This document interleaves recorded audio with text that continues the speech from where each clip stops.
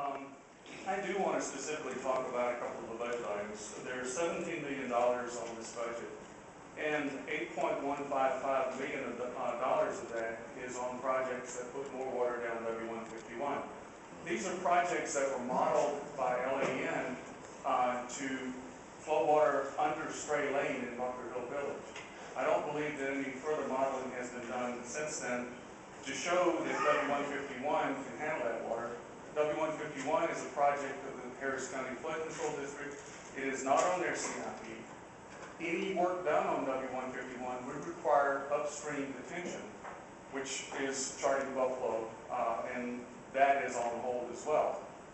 Furthermore, that would put more water in Stony Creek, south of Memorial, and Mr. Caddy represents a fairly large group of homeowners that will do anything to stop that from happening. So I don't believe that putting more water down W151 is a good idea.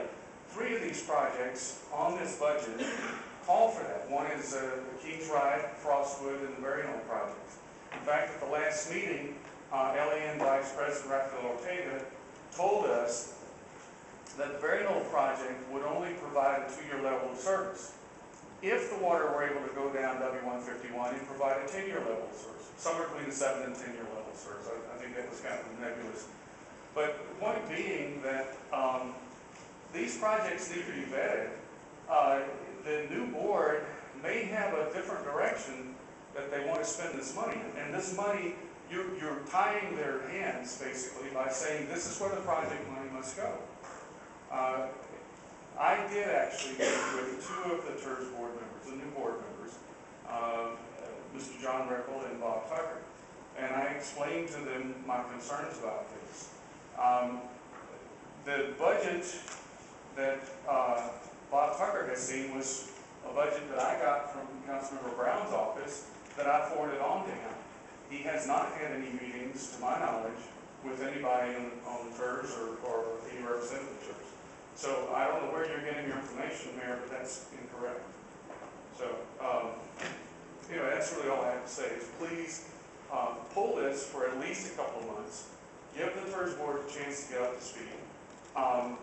See if the LAN will remodel these projects using their $1 million flood model, and see if these projects can be perhaps redirected. Money's better spent. Thank you. Councilmember Bradford. Thank you. Mr. Brown, thanks for coming down. I've had a chance to look at this issue and talk to several our citizens, several who attended the District 8 convention that was held on this past Saturday.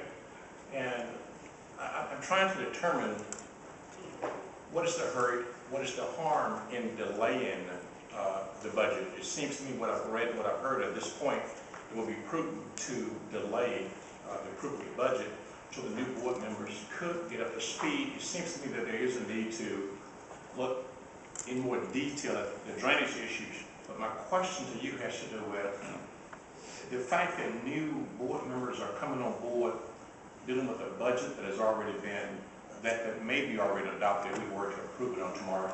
How does that differ from, council members come on board during mid-budget cycles as well, and we move forward with the budget that's in place? So how does that differ from us having to deal with the budget as council members during mid-budget cycle?